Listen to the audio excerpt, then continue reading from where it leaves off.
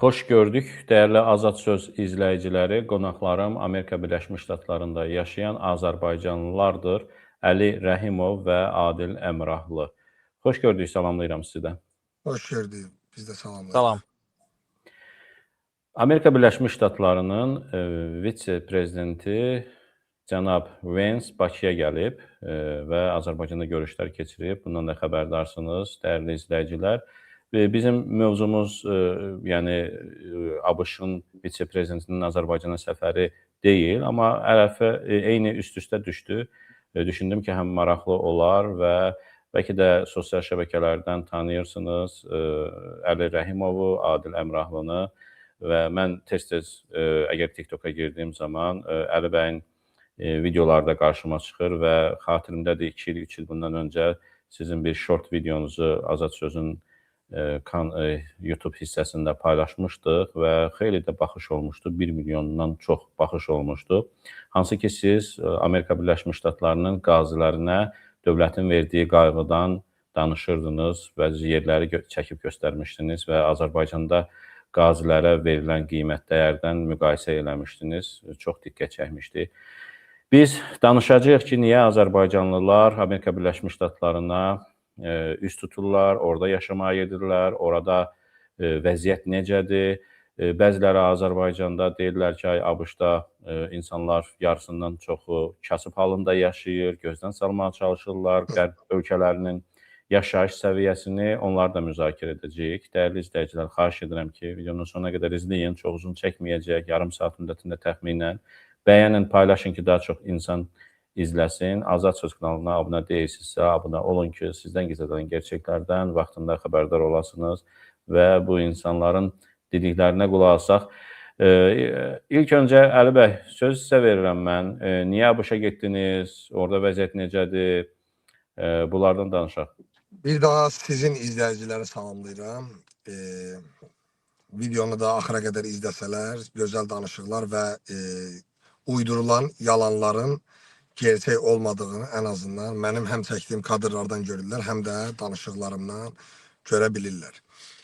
Mənim demək istədiyim bununla bağlı bir-iki şey ola bilər. Amerikaya getmə səbəbim əslində mənim pul deyil. Mən Azərbaycanda tatu sənəti ilə məşğul idim. Eyni zamanda idman ustasıydım. 17 yaşından profesional idman ustası olmuşam. Tələbələrim də olub. Eyni zamanda mediada çalışmışam.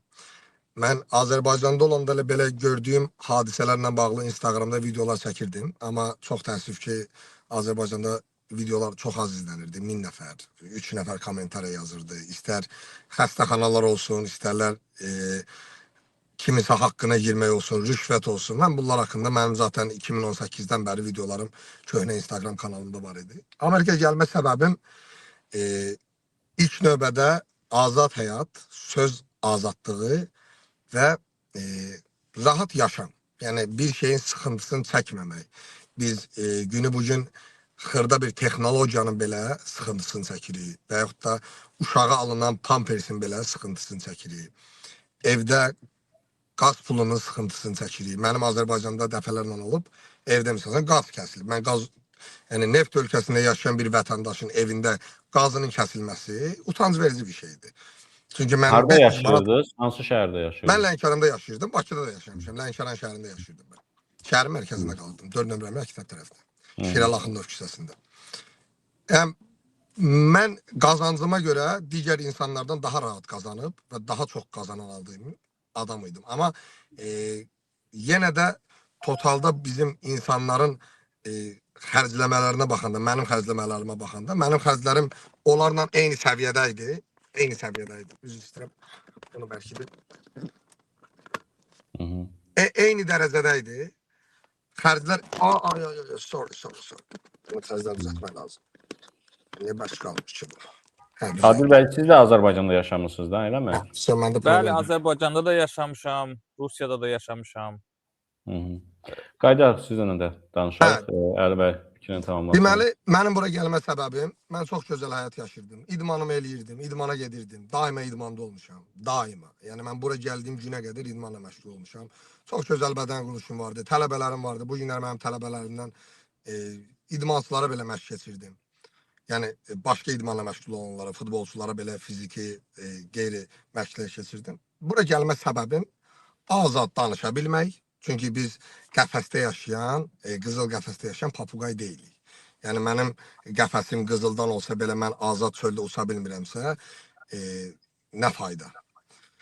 Mən Azərbaycandan bura gələndə azadlığın, polisin sənə şər atmamasının, 4 il ərzində səbəbsiz yerə cərimə yazmamasının şahidi olub və insanların burada istədiyini hər hansı bir brend paltarın belə necə rahatlıqla digər insanlar kimi necə aldığını şahid olub və yaşayan insanım. Və gördüklərimi danışan insanım. Və bizim bəzi cəmiyyətin bir qisminə bu gördüklərimi danışdığın halda görməmiş damğası vururlar sənə. Bəli, biz Azərbaycanda bunu görməmişik. O görməmiş sözün yazanlar kimi görməmişik. Çünki normal bir şeydir. Biz Azərbaycanda zaten uşaq ikən biz Nike, New Balance, nə bilim Hoka kimi digər brendləri biz zaten almamışıq. Biz sadə Adidas giyməmişik ki. Biz bazardan almışıq və yaxud da hər hansı bir sadə bir mağazadan almışıq. Və bura gələndə mən buranda tam başqa cür təsəvvür edirdim. Hə, burada çətindir, əziyyətdir. Çünki o qədər xəbərlərdə görürdüm ASTV-də falan ki, Amerika, mən düşünürdüm ki, hər 2 aydan bir burada biz lotka götürməliyik. Biz Amerikada lotka ilə 1-2 həftə gəzməliyik. Ondan sonra təzədən yenidən su çəkiləndən sonra Amerikada ayaq üstə qalmağa can atmalıyıq. Biz belə düşünürdük. Həqiqətən də belə mənim anlamımda buydu. Mənim ilk öncə bütün çox qohumlarım bura gəldi və ondan sonra da mən ən axırıncı gələnlərdənəm qohumlarım içində. Amma heç kəsdən də yardım istəmədim. Mən Amerikada ayaq üstə qalmağımı icazənіз varsa danışaram sizə ki, nə formadan gəlib tanımadığın bir ölkədə, dilin, irqin bilmədiyin bir ölkədə necə yüksələ bilirsən. Çox qısa anlatacağım. Mən Amerikaya düşəndə mənim cimdə $20 olub. $20 olub. Üzr istəyirəm. Buyurun. Sizin bir videonuzu mən göstərim, ondan sonra daha maraqlı Buyurun. Heç bir İnsanlar problem. tanısın həm də. Əli Rəhimov necə bir videolar çəkir Amerikada. Ondan sonra yenə söz verəcəm sizə. İcazənizlə bunu Buyurun. göstərək. Elə bir gəzirsən Amerikada. Sonra deyirlər ki, müqayisə edirsən bəzi şeyləri falan. Parkingi göstər, nə boyda parkingi. Bir dənə bir şey sizə göstərəcəm. Onunla da hansı ölkədə yaşamağa dəyər, hansı ölkə üçün döyüşməyə dəyər, hansı ölkə üçün oğlu və övladı müharibəyə göndərməyə dəyər deyə hiss edəsən. Gəl bura. Gez qıraqdan qal. Maşın necədir? Hə? Necə maşındır? Alıb eləməmişəm ha. Gəl bura. Maşın keçsin. Keç arxaya. Dodge Challenger'dir. Gəl maşının nömrəsini çək. Nə yazılıb orada? Nə yazılıb orada? Veteran. Nə yazılıb orada? Veteran. Bəli, o maşın da deyə bilərlər Amerikada uzun. Veteran. Sənin veteranların nə sürür? Hə? 80 manat. Deməli o maşın haqqında da məlumat verim. Amerikada normalda Dodge Challenger'lər əslində çox bahalı maşın deyil. Normalda 8.000-ə, 10.000-ə, 15.000-ə də ala bilərsən, amma Səsin gəlmir, yoxsa mənə gəlmir? Aha, danış, eşidirəm. Sənə gəlmir yəqin. O maşın Hellcat-dir. Dodge Challenger Hellcat modelləri Hemi motoru ilə olur və 717 at gücü olur və onların qiyməti işlənmişləri belə 70-80 min dollar olur və o sırf o model çox bahalı bir modeldir. Yəni 7-8 minli Dodge Challenger deyil. Mən harda qalmışdım o yerdə yadımdan çıxdı. Necə ayaqda durdun, onu qısa danışaq. Adil bəy də çox gözlətmiyor. Yox, qısa danışacağım. Bu günlərdə bura gəlib miting edir. $20 bir arendaya maşın götürüb, bir akaunt götürüb, sadəcə gündəlik qazanaraq ev pulumu qarşıladım. Kirayımı verdim maşının kirayəsini, akauntun kirayəsini verirsən, yeməyi qarşılayırsan və kənara hətta belə pul ata bilirsən və eyni zamanda bu xərclərin içində belə gedib telefonumu da ala bilirsən, bir ay yarım çalışaraq özünə maşın belə ala bilirsən. Bax, bir ay yarım ərzində, 2 ay ərzində bu problemləri qarşılayırsan.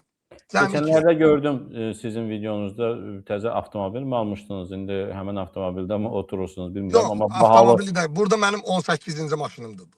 3-4 il ərzində 18-ci maşınımdır. Maşallah. Söz verəcəm az sonra sizə. Buyurun, heç bir problemdir. Adil bəy. Xoş gördük. Xoş gördük sizi də. Bu yaxınlarda gördüm, daha doğrusu dünənləri Vaşinqtonda Türkiyə səfirliyinin qarşısında siz aksiya keçirmişdiniz. Özünüz təşkilatçı idiniz. Gültəkin Hacıbəyliyə azadlıq tələb edirdiniz. Həm də onu gördüm. O da diqqətimi çəkdi. Buyurun, söz sizə verirəm. Hər kəsi salamlayıram. Bu bizim YouTube'da ilk videolarımızdan biri olasıdır. Çünki biz əsas Instagram və TikTok üzərindən öz fikirlərimizi gənclərə çalışırıq çatdıraq. Gələcəkdə hər halda fikrimiz var ki, biz də YouTube'da artıq kanalımızı açaq və bu başqa bir kütlədir. Buradakılar daha yaşlı və daha artıq beyin dərəcəsi daha güclü olan insanlardır ki, bizi daha sözlərimizi daha yaxından izləyib başa düşərlər. Biz gənclərlə əsas işləyirik, gənclərə başa salırıq, maarifləndirməyə çalışırıq. Özüm bu dəqiqə Vaşinqtonda yaşayıram. Bu bizim ilk mitinqimiz deyil. Bundan qabaq bəlkə bir 6-7 mitinq etmişdik. Tofiq bəyə azadlıq tələb etmişdik, Əli bəyə azadlıq tələb etmişik. İlham Əliyev 8 avqust Amerikaya səfəri zamanı qarşısına çıxmışdıq. Orada da dedik ki, yəni bu yalancı demokratiya, bu dolandırıcı demokratiyanı göstərmə, düzünü göstər. Yəni gəlmirsən bura. Orada da özünüz də şahid oldunuz da hər halda Trumpın bir sualı necə vəziyyətə saldı da İlham Əliyev. Yəni neçə ildir hakimiyyətdəsiz. Bu yaxınlarda vitse-prezidentin növbəti sualı, o da hər halda ikinci səfər şaximat oldu.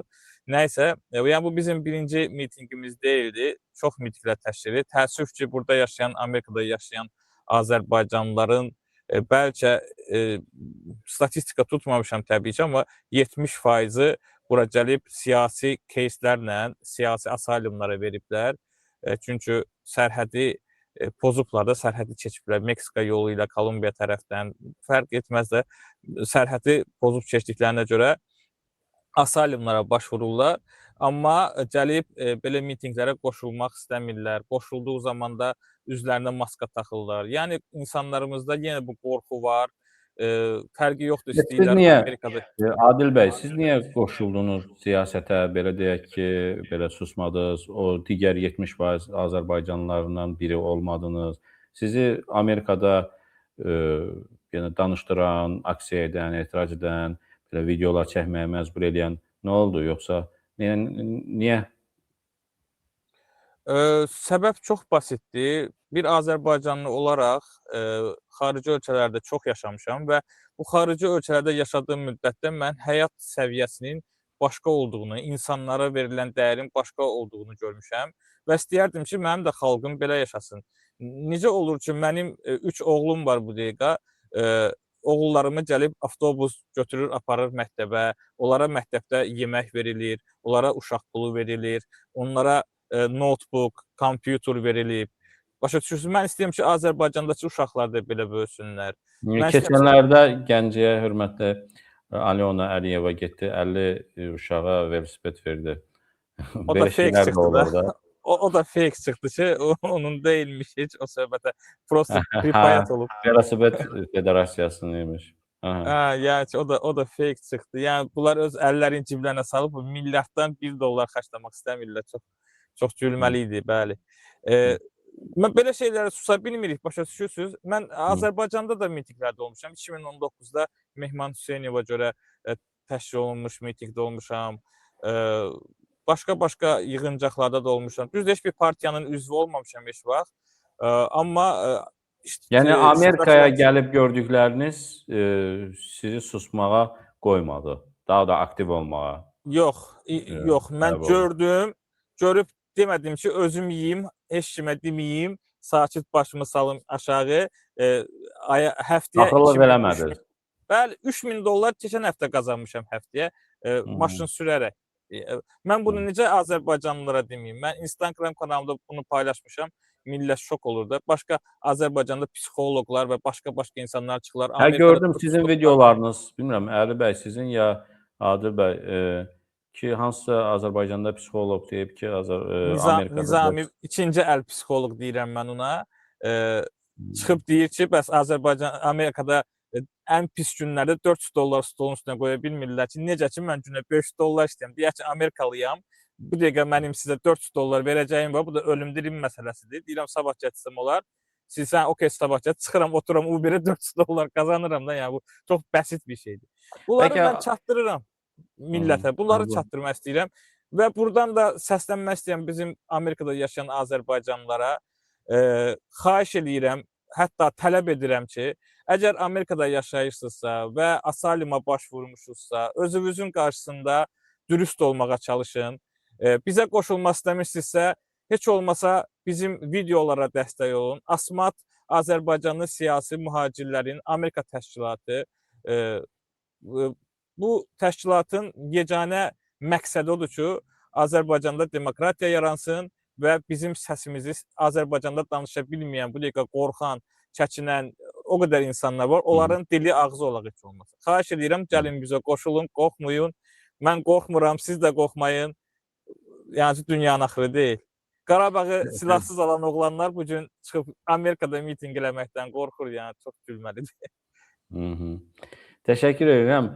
Dəyərli izləyicilər, yayıma yeni qoşulanlar xahiş edirəm ki, bəyənin ki, daha çox insan izləsin. Əli bəy, sizin TikTokda bir neçə videonuz qarşıma çıxmışdı. Bu Baboşla yaman rəqabətə girmişsiniz. Yaman onu danlayırsınız. Üzr istəyirəm, tək o deyil, onun kimi onun timsalında olan bir çox adam. Baboşlar. Baboşlar olsun, fal baxanlar olsun, fərq eləmir. Milləti və cəmiyyəti aşağıya Onu çəkir. TikTokda izləyəni çoxdur canlı yayımda, ya sizin? Yox, onu izləyənlər daha çoxdur. Çünki o insanlara daha çox şey, misal üçün yumurta göstərir, sonra misal üçün yemək bişirir. Mən misal üçün burada insanların necə yaşadığını göstərirəm, insanların necə rahat, azad həyat yaşadığını göstərirəm. O daha səmərəli şeylər göstərir. Misal toyuğa necə yemək verirlər, necə misal üçün belə hərəkətlər eləyirlər, incə davranırlar. Biz daha çox kişiliyi təmsil etdiyimizə görə və bizim cəmiyyətin kişilərə artıq göründüyü kimi çox ehtiyacı olmadığına görə cəmiyyətimiz daha çox onları izləyirlər və onlara dualar daha çox olunur. Misal, bu günləri mənim başıma bir hadisə gəlsə, 500 nəfər mən üçün dua edəcək. Amma bugün Azərbaycanda velizar tutulub, 70 min adam Allaha dua edir. Yəni çox təəssüflər olsun. Bugün hicablı bir qadın cinsi azlıq təşkil edən bir adama Allah onu bu qədər yüksəldib deyə kəlməsi ilə canlıda ona dualar edirdi ki, Allahın yüksəltdiyi adamı heç kəs endirə bilməz kimi kəlmələr edirdi.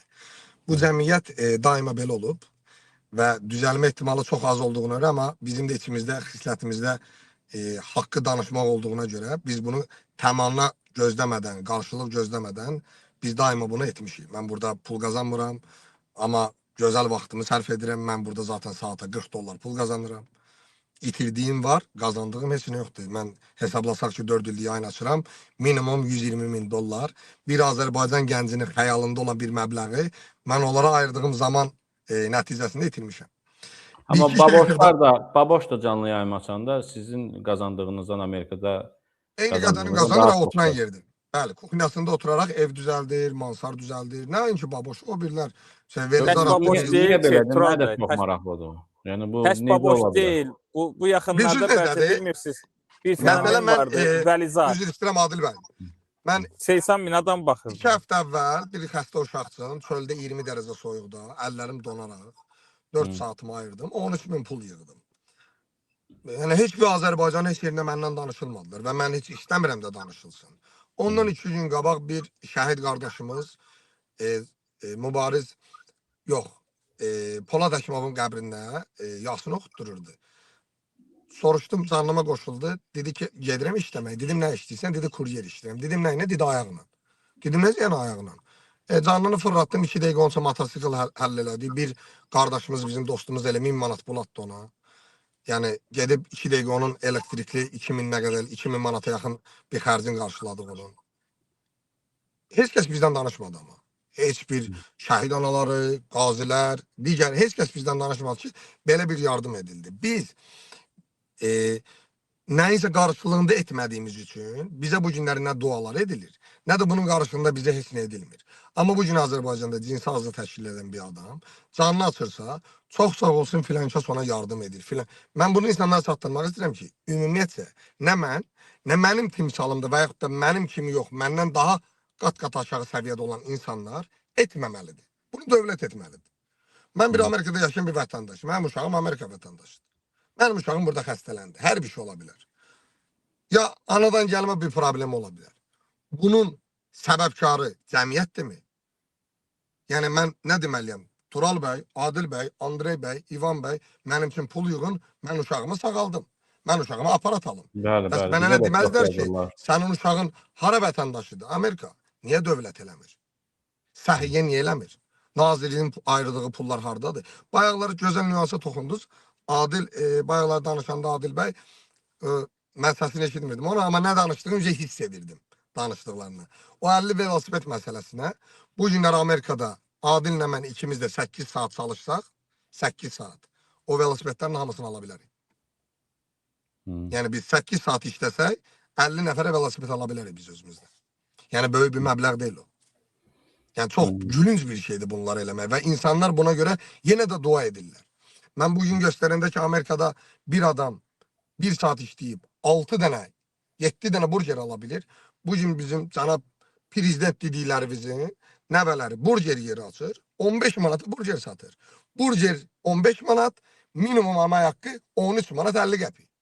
Və o burgeri də almayanın Hə, alım. Yəni bunu dərk Gəlib eləyə alırlar. bilərlərmi? İnsanlar bunu dərk eləyə bilir ki, bir burger necə bir insanın əmək haqqısından daha yüksək ola bilər. Sənin 3 övladın var, sən 15 manat pul alırsan, 3 dənə burger övladının üçün ala bilmirsən. Bu günləri mənim uşağım istənilən bir şey yeyir. Qızıl balığımız da var soyuducuda, ətimiz də var, yoğurtumuz da var. Ən bahalı brendi də alıram. Ayaqqabısını biz niyə uşaqlarımız Və siz Amerika vətəndaşı deyilsiniz, siz Amerikada doğulmamısınız, siz İngilis diliniz doğulmamışam. ana diliniz deyil, siz nə bilim hardasa nazir işləmirsiniz. Mən özüm 20 min dolar şirkətlərdə mədədən deyilsiniz. müalicə almışam. Mənim stomak mədəmdə problem var. 20 min dollarlıq müalicə almışam. Bunu tam sığorta qarşılayıb. Sığorta da tam təmənnasızdır. Məsələn, mən Azərbaycanda yaşamış olsaydınız, siz də işləmirsinizsə, yəni bu məhdud Heç bir şey. çərçivədə yaşayırsınız. Siz də onlardan biri olacaqdınız ki, deyəcəydiniz ki, yəni pul Çox üzr verin. istəyirəm bu ifadəmə görə. Mən elmi dildə deyək, gemoroydan əziyyət çəkmişəm Azərbaycanda. Normal bir şeydir. Yediyimiz yeməklər dönərdən başqa bir şey yemirdi. Bir gənc olaraq valideynlərim dünyasında yaşayıb, tək yaşayırdım. Mən öz bədənsəl problemimə görə bir dərman belə ala bilmirdim. Çünki o dərmanın bir dənə spreyinin qiyməti 35 manat. Bu gülünc bir vəziyyətdir. Mənim ağzımın görmədiyi bir qidanı, 35 manatlıq qidanı mənim Azərbaycanda ağzım görməyibsə, mən onu hər hansı bir bədən üzvüm üçün necə 35 manatı verib, qıyıb ala bilərəm? Gərək 3 gün nəfəs almayayım, yeməyim, içməyim, bir dərman alım. O ki qaldı, uşaq, pampers, yemək, uşaq yeməkləri 90 manat, 50 manat. Çox gülünc və absurd dərəcədə şişirilmiş vəziyyətdədir və bu millət hələ də çox sağ olsun ki, qurban olun prezidentimə, qurban olun ona hakimiyyətinə, qurban olun vətənimə bir adı var. Deyib gedir. Mən biraz əvvəlki mövzuya, bu baboşlara toxunmaq istəyirəm. Doğrudan çox acınacaqlı bir məsələdir. Xüsusən də TikTokda bunun biz çox şahidi oluruq. Təbii ki, cəmiyyət, insanlar ona baxır. Kimisə deyir ki, elə belə baxıram da mən. Amma sənin elə belə baxmağın da onun baxış sayını və reytinqini artırır. Sənin bir var ki, qabağına çıxa, barmağından italiyəsən, keçə bir saniyənin içərisində. Bir də var ki, durub baxın, qoy görüm nə bambıllıq eləyəcəkdir. Sənin ona dəstək verməyin də o. Amma bu bir tərəfə, amma insanlar həm də pul da göndərirlər, hədiyyə göndərirlər, baxış sayını Şirlər gəlir, artırırlar. şirin qiyməti 350 dollardır.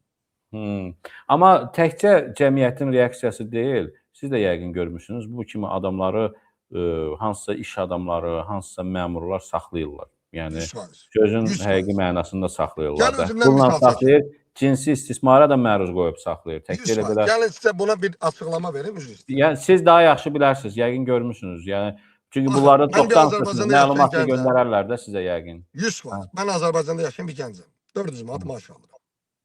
Bir şir hədiyyəsinin qiyməti 350 dollardır. Mən onu necə bir dinsazlığı göndərə bilərəm? Necə, hardan ata bilərəm? Yəni, neçə ay işləyib yığıb atmalıyım? Hardan gələ bilər bu məbləğ? Yəni, hansı bir Azərbaycanda yaşayan normal bir gəncin, marketdə, bankda işləyənin belə qırağa atacaq 350 dolları var. Heç kəsdə yoxdur. Qarşılıq almadan, ondan nəsə gözləmədən, istər digər bir şey olsun. Yəni bu günlər mənə burada 5 manat biri versə, boş yerə vermirlər. Mən kuryer işləyirəm, aylıq qazancım 8000-8500 dollardır. Mən birinə sifariş aparıram, onun qarşılığında mənə əlavə bəxşiş verir. 10 dollar, 20 dollar bəxşiş verir. Amma mən onun üçün əziyyət çəkirəm. Amma bunların cəmiyyətə çatdırdığı odur ki, bizə hədiyyə atırlar, bizi sevdikləri üçün. Xeyr, belə bir şey yoxdur. Sən ona nəsə verirsən. Heç kəsə bu günləri qarşısında heç nə vermir. Heç kəs. İşçi belə, işlədirsən pulun verirsən. Xadiməsi çağırırsan, işlədirsən pulun verirsən. Hər bir şeyin qarşılığında mütləq Yəni nəsə verirsən. bunları da işlədirlər düşünürsünüz. 100% amma başqa yerlərdə işlədirlər. Bilgiləriniz də var, Otellərdə yoxsa işlədirlər. Otellərdə məlumatınız işlədirlər. var konkret kimlərsə bu arada. Lap ad çəkməyin, amma bilirsiniz məsəl üçün kim Hamısı haqqında məlumat var. Hamısını yuxarıda saxlayır. Tural bəy, Aşağı təsəvvür eləyin ki, bir TikToker xanım çıxır efirə, qarşısında 5000 adam var və o 5000 adamın içində deyir ki, mənim yaşadığım insan, bax belə də deyir, o sübutdur, kaydı da var, istəsə sizə ata bilərəm. Mənim yaşadığım insan 100.000 dollar təklif eləyir ki, Əli, Adil və başqa bir adam var, gəlsinlər Azərbaycana, burada sözlərini desinlər. Elə kişidirlər. Gediblər orada vətən haqqında danışırlar, pul haqqında danışırlar, hakimiyyət haqqında danışırlar. Mənim yaşadığım insan verir, həm də şərt qoyur. Gəlirsiniz, kişisiz, gəlmirsiniz, kişi deyilsiniz. Hə 100.000 pul verir ki, siz Azərbaycana gələsiniz. 100.000 dollar, bəli. Yaşadığı insan, təsəvvür eləyin. Niyə ki, sizlə nə qəsd qərəzliyi var? Sadəcə bizim bu mübarizə apardığımıza görə işıqlandırırıq baxın. onları. Biz onları işıqlandırırıq. Məsələn, Yaşadığı insan səhvlərini kimdir? deyirik. Ola bilər yaşadığı insan bilmirəm, bəlkə pulludur, halal yolla Yaşadığı insan bir Yəni- gün ərzində 700 dollarlıq hədiyyəni belə toxunuşdan ata biləcək bir insan. Yəni kimdir ki, vəzifəlidirmi yoxsa nədir? Bəli, biz tanıyırıq. Məsəl üçün araşdırdıq, şəklini də tapdıq, Şirkətləri iş var. yerini də tapdıq. Tikinti şirkətlərinin sahibidir. Yaxşı, qadın kimdir? Qadındakı Laman. Laman, TikToker. Ha. Qadındakı adı TikTokerdir, adi bir TikTokerdir. Yəni ki, böyük kütləsi də yoxdur. 7000, 5000 adam baxır ona. Orada çıxır insanları sərdanşər kimi təhqir edir. Tək o deyil. Bax bu yaxınlarda bir məşhur Üzr fenomen istəyirəm, var. mən bunu deyim. Kimsə təhqir eləmək istəmirəm, amma kül onu saxlayanın başına. Həqiqətən. Saxlamağa adam yoxdur, gedib saxlasın. Nəysə. Biabırçılıqdır, biabırçılıq. Siz hələ qadındır, deyəndə o nə qədər orada olsa qadındır, qadınla yaşayır, okey, problem deyil. Söhbət Yox, ondan sizi- gedir, bu yox, yaxınlarda Qadın Azərbaycanın ən güclü, yəni qadın cinsidir də, qadın cinsidir. Azərbaycanın ən yox, güclü söhbət onun blogeri, qadın cinsi olması yox. Söhbət sizə onu deməsi ki, 100.000 verirəm, onları gətirin bura. Bunun özü bir ya cinayətdir, ya bir şantajdır, ya bir təhdiddir, cinayətə təşviqdir. Bunlar yəni elə-belə keçiləsi məsələ deyil, ona görə deyirəm. Tural bəy, mən belə deyim də, təsəvvür Dövlət sabahları araşdırmalıdır ürək bunu. istədiyi adama çıxardıb 10.000 Bunu dollar pul verib, dövlət deyə bilər ki, araşdırmalıdır. get onu elə. Get Bunu bunu dövlət elə, ala 10.000 bunu araşdırmalıdır. elə. Get ala 10.000-lə prezidentə söy, ala 10.000 nazirə söy, ala 10.000 bunu elə. Yəni ürək Yəni istədiyi bu pulunu ala günləri bilir. açıq-aşkar deyim, üzr istəyirəm. Məni Azərbaycanı gətirdirmək üçün 100.000 pul təklif eləyən, ölkədən kənarda olsa, Libo kənardakı adamları deyəcək, gələ 10.000, ged İlham Əliyevi söy, gələ 5.000, ged İlhamın oğlunu söy, gəlinini söy. Çünki bu adam əlində olan bir böyük məbləğlə istədiklərinə nail olmaq istəyir. Yəni məbləğ qarşılığında. Bu günləri misal üçün bizə nə qədər damğalar vurulub, pul qarşılığında söyür, pul qarşılığında bunlar danışırlar. Amma ortada heç nə göstərə bilmirlər və bizim zəif bir nöqtəmizi tapıb işıqlandıra bilmirlər ki, bu adamların budur qarşılığında kimsə gəlib deyir 500 manat alıblar filan kəsdən danışırlar. 500 manatı mən 4 saata qazanıram. 400 manat, 500 manatı o hər hansı bir psixoloqun dediyi o 600 manatı mən burada 6 saat işləyib qazanıram. Və bunları mən paylaşıram, paylaşımlarımda və hər gün canlıda işləyərək hətta qazanıram. Məsələn, o gün 544 dolları canlı açaraq işlədim, qazandım. Yəni biz bunu gizlətmirik. Azərbaycanda sizə irad tutanlar xeyli bir hissəsi paxıllıqlarından eləyirlər. %100. Nə Avropaya, nə Amerika Birləşmiş Ştatlarına gəlib orada yaşaya bilmirlər, səfər edə bilmirlər və yaxud da kimsə %100. ola bilər edir, orada yaşamağa onların belə deyək də hünərləri çatmır, əzmkarlıq göstərsin və həmçinin də siz doğruları danışırsınız, adamlar belə heyrətə gəlir ki, nətər mən doğrunu danışa bilmirəm, səsimi salmışam içimə, ya yaltaqlıq eləyirəm, ya yaltaqlığa məcbur edilirəm, ya da ki, heç nə də danışa bilmirəm. Mənimki ancaq nə bilim, yəni ümumi blogerlik eləməkdir. Amma bunlar doğrunu danışırlar, çox adam baxır və deyir ki, Əli, Adil, bunlar qeyrətli oğlanlardır. Amma buna qeyrətli oğlan demirlər. Paxıllıq çəkirlər. Yəni bunu əvvəllər də mən də şahid %100 onun bir dənə də mən fikir vermirəm. açıqlamasını bilirəm. Onun açıqlaması budur. Bunu cibində pul olan adam demir. Bu günləri bizim əksimizə danışanlar %90'ı kasıb, evində qazı kəsilən, Qurban Bayramından Qurban Bayramına ət yeyə bilən cəmiyyət deyir. Çünki niyə? Varlı üzə çıxmağa qorxan olur hər zaman. Varlı daha çox qorxur. Kasıbın Mikrofonda nəsə problem telefonda yarandı sizdə? məndə yox, ümumi xışıltı gəlir. Sizdə? Ümumi xışıltı gəlir. Danışın. Yox, Əli bəy, siz danışanda əsas olur. Nəcəb. Buyurun, buyurun. Yəni sizdə olur da.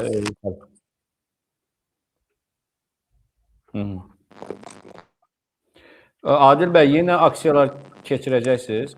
Bəli, təbii ki, aksiyalar keçirmək fikrimiz var. Şəxsən Əli Kərimlinin həbsinin 4 ayda uzadılması bizi çox üzücü bir haldır. Prosto sadəcə söhbət ondan gedir ki, burada siz də bilirsiniz, vəziyyət biraz qorxuludur. Ayslar, gəzir falan filan. İnsanlar bir tərəfdən ondan görə qorxurlar çıxmağa. Bir tərəfdən İlham Əliyev rejimindən qorxurlar çıxmağa. Bir tərəfdən tənbəldilər. Bizim millət çox Trump tənbəldir. rejimindən necə? Trump hakimiyyətə gəldikdən sonra orada vəziyyət necədir? Vəziyyət Amerikalılar həqiqətən çox sevirmi? pisləşir. Yox, yox. Mən çox ünsiyyətdə oluram Amerikanlılarla. Yəni çox üzülürlər bu hadisəyə. Hətta mən konqresmenlərlə görüşmüşəm, respublikanlı konqresmen yoldaşları ilə görüşmüşəm. Məsəl üçün 2 həftə bundan qabaq bir respublikanlı konqresmenin həyat yoldaşı ilə də görüşdüm. Danışdı mənə. Deyir ki, nə Trump, nə də hindi olan administrasiya bunlar respublikan deyillər. Respublikan belə olmur. Yəni bunlar özləri içində də artıq bəyənmirlər. Xalq olaraq da bəyənmirlər. Qiymətlər yalandan süni ekranda deyir qalxmır, həqiqətən qalxıb qiymətlər. Hər bir şeydə, yəni baxırsan ki, əti məsələn 40 dollar alırdın, indi 45 dollardır, 5 dollar orada artıb. Cipsi məsəl üçün 3 dollar idi, indi 3 dollar 99 sentdir. Hər öz çapında hər şey qalxıb qiymət. Yalnız benzin biraz düşüb. Yəni o da ki, təbii haldır çünki Venezueladan oradan Benzin neçədir orada? 1 manat 20 qəpik. İndi mən əlini eşitmirəm. Yoxsa orada benzin dərsən bir neçə litr? Qalonla da amma litrdən gələndə 1 manat 20 qəpik eləyir. Yenə dondu. Bəs dizel? Mən baxdım donur. Dizel necə? Dizelin qiyməti neçədir? 5 məni. Adil bəy. Məndə dondu, yaxşı ümumi dondu. Niyə mən Tural bəy eşitmirəm? Mənim səsim gəlir. Çox gözəl. Burada ümumiyyətlə qalonla da litri hesablayanda 1 manat 20 qəpik olur benzinin litri. Mənim aylıq qazancım 15 min manatdır. Benzinin litri də 1 manat 20 qəpikdir. Yəni mən gün ərzində 500 Azərbaycandakindən ucuz alınır da onda. Səs getdi yenə, səs gəlmir. Buyurun, danışın. Səs gəlir. Ümumi misal üçün mən bu günləri 600 manat qazanıramsa, benzin rasxodum hardasa 14 manat edir bir gün ərzində. 7 dollar, 8 dollar benzin rasxoda gedir. Bir də bir şey soruşmaq istəyirdim sizdən. Eşidirsiniz səsimi? Bəli, tam. Bu siz Amerika Birləşmiş Ştatlarında yaşayırsınız da. Bu son zamanlar Epstein söhbətləri yəni çox müzakirə olunur. Oranın mediasını bəlkə də izləyirsiniz siz. Daha çox xəbər tutmuş olarsınız yəni. Bu biraz izləyicilərimizə bundan məlumat verə bilərsinizmi? Açığı bizim kanalda ilk dəfədir bunu müzakirəyə açıram mən, bu haqda danışıram. Siz daha yaxşı bilərsiniz. Nə məsələdir? Oradakı vəzifələri də mi əhatə edirdi bu? Bilgilisizmi? Adil, buyur. Bu haqda mən biraz danışa bilərəm. Biraz məlumatım var. Sadəcə bir şey var ki, Tural bəy, siz bunu hər halda məndən qabaqca başa düşmüsünüz və bilirsiniz. Nə qədər də qərb siyasətçiləri bu səhvləri ediblərsə də, hətta da, amma bunları ifşa edən də qərb siyasətçiləridir. Yəni, bilirsiniz necədir? okey, ola bilsin bunların içində bəzi insanlar tutulmalıdır, bəzi insanlar səhv hərəkətlər ediblər, öz məsuliyyətsizlik ediblər, öz səlahiyyətlərindən aşırıblar, qudurmuşluq ediblər belə bizim dildə Qısa deyək. mən məlumat verim, ola bilər bəziləri bilmirlər. Yəni Epstein sənədləri ortaya çıxıb və bu Jeffrey Epstein azyaşlı qızları seksual istismara məruz qoyub və vəzifələrlə bərabər bəzi vəzifələrini, hətta burada adı keçir bəzi keçmiş Amerika prezidentlərinin adı, o bir adada toplanırdılar, partilər keçirdirdilər və bu da siz dediyiniz kimi Amerika Birləşmiş Ştatlarının prokurorluğunun, FBI-ın, polisinin, məhkəməsinin ifşa etdiyi, ortaya çıxardığı bir şeylərdir. Yəni cinayət varsa gizlədilmir. Uzağı 1 il, 3 il, 5 il gizlədə bilərsən, amma da yəni ortaya çıxır və Yəni təsəvvür edə eləyirlər. bilirsiniz, Örtbasdır eləmirlər burada. köhnə Sovet ölkələrindən hər hansında belə bir şey olsaydı, bunu ifşa olunmasını təsəvvürünüzə gətirə bilirsiniz. Yalnız ola bilsin ki, dəyişilərdi rejim, o təzə gələn rejim köhnə rejimi adını Bizdə çıxması nə üçün. papkalar var, DTX-nın o anket, nə deyirlər, o anbarında nə qədər papkalar var, Allah Bəli. bilir. Bu yaxınlarda Mehman Hüseynovun gedib evini çəkmişdilər, evin içini, nə bilim, intim həyatını, O kimdən nə olub. bu yerə bir dənə toxunmaq papkaları istəyirəm. Bu yerə toxunmaq istəyirəm. O çəkilən videolar əslində bu millətə bir subliminal mesajdır əslində ki, sabahları sənin də ailəvin içində o mesajdan göndərərək, videodan qoyub istədiyimizi edə bilərik. Amma bunlar ayılmamağa və bunu gözlü bağlı, məsələn, gülməyi sevirik biz. Kamera qoyuldu evinə. Ay filan kəs bunu edib. Sanki özləri dünyada pak və müqəddəs bir insandılar. Sabah onun evinə qoyan kameradan sənin evində hardan bilə bilərsən ki, yoxdur? Kim bunun garantisini verə bilər?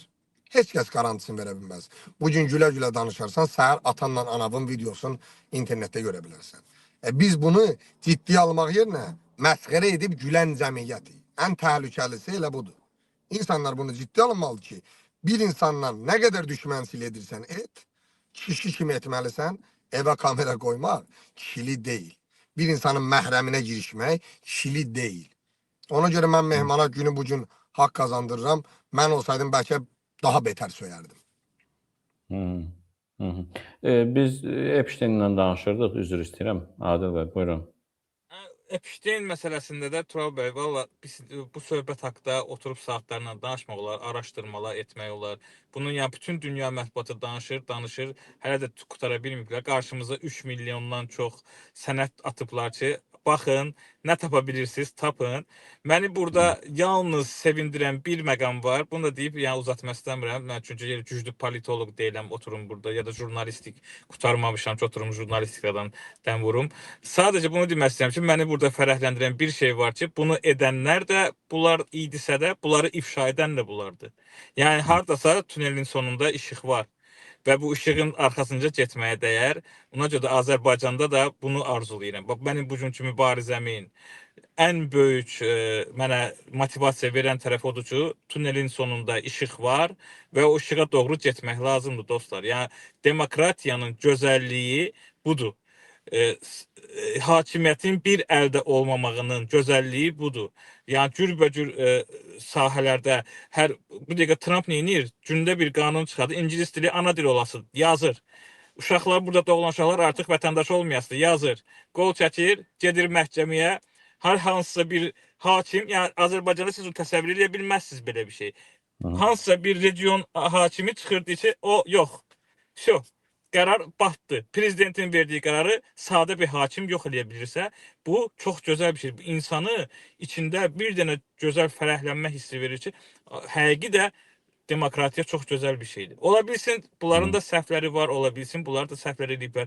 Amma bu səhvləri də özləri ifşa eləmək çox gözəl bir şeydir. Yəni. Bu qədər deyib, yəni bu söhbəti burada bağlamasın. Yenə deyirəm, güclü politolog deyiləm. Bəli. Bəs sizin yaşadığınız ölkənin vitse-prezidentinin Azərbaycana gəlişini necə qiymətləndirirsiniz? Adil bəyin səsi mənə gəlmir, niyəsə bilmirəm. Olur, onsuz da verilişimizin sonlarıdır. Eybi yox. ABŞ-ın vitse-prezidenti Azərbaycana gəlib. Mən baxdım, bu haqqda da bir balaca danışdım. Ama üzr istəyirəm, Ermənistanla ilk öncə deyəsən birinci Azərbaycana gəlməyib. hə, Ermənistana gəlib, Ermənistanda mən baxdım, deməli imzalanan müqavilə yazılır ki, iki demokratik dövlət arasında. Azərbaycanda isə bu sözləri əlavə etməyiblər Etməyiblər. həmən Bəli. sazişdə. Bir də Ermənistanda insan haqları və dövlət təşkilatlarının işinin keyfiyyətinin yaxşılaşdırılması ilə bağlı saziş imzalanıbdır. Amma Azərbaycanda bununla bağlı saziş Orada imzalanmayıb. gözəl bir sual Yalnız pul, al-ver, Tural bəy, şirkət siz bilirdiniz, gəlişdiricisi. siz bilirdiniz Orada gözəl bir kongres. sual verilib. Həqiqətən Siz bilirdiniz sizin kongres. vitse-prezident həyat yoldaşınızdır, xanımınızdır və Hı. qarşılığında Yalnız gülüyorum. gülüş olaraq cavab verilib. Kongres Yəni bu da gülmək vice-prezidentten hə cavabıdır. Mən Kongres istəmirəm vice- sizdən Amerika belə vice-prezidentine çox dərin demişti ki, söhbətlərə girim. orası ama bunu değil Bəli, de və Amerikada da kongres qarşılığında bunu deyiblər ki, bizdə sesime buna şmir diye, icazə yox. sesime şmir diye Ha. eli kalır idi. Kongres vice-prezidente demişti ki, gedəndə orada Azərbaycanda olan siyasi məhbuslar haqqında danış. Bunların heç birini ya vice-prezident etmədi. Bu da onu göstərir ki, Azərbaycandan yalnız onlara gəlir, yalnız onlara başqa şeylər lazımdır. Bunu deməməyin səbəbini başqa şey görəmirəm. Yəni sən bir demokratik ölkənin, demokratiyanın sütunları olan bir yerin, yəni başlanğıcı olsun da deyək, burada ən demokratik deyək ki, Amerikada da sən getmirsən bir diktator ölkəsinə, bir kəlmə də demirsən, plus sənin kongresin sənə bu tələbi qoyur ki, gedəndə bunları denən. Amma ondan betər sözdür də, yəni atom bombası atsaydı ondan yetişirdi. Onu elədi, Trump da eləmişdi, yadınızdadırsa. Trump da həmənki vəziyyət eləmişdi. Neçə ildir prezidentsiniz? Bəli. 22 ildir. Yəni ikisi də eyni hərəkət elədi. Mən sizlə çox danışa bilərəm. İlk bizim belə bu formatda görüşümüzdür. Ümid edirəm ki, növbəti dəfələrdə yenə biz görüşərik. Maraqlı söhbətlər alınır sizinlə və Gəlin bunu sizin takipçilərdən soracaq da, əgər maraqlıdırsa şərhlərdə yazsınlar. şərhlərdə yazın dəyərli izləyicilər, amma bəyənin yayımı da daha çox insan izləsin və mən də diqqəti nəzərə alıb yenidən düşünürəm ki, görüşərik növbəti görüşlərdə. Sizə vaxtınızı bir təxminən 40 dəqiqə aldım. Bu 40 dəqiqə içərisində siz yəqin bir 30-40 dollar qazana bilərdiniz. Məndə saat 60 dollardır. Belə pis çıxmasın. Əli bəy, Yenə mikrofon. mikrofonda problem var nəysə sizdə. 17 Pro Max-ı almaq vaxtıdır. Görüşərik, təşəkkür edirəm sizə. Sağ olun Tural bəy, çox sağ olun. Bunun sonunda demək istəyirəm ki, bu qədər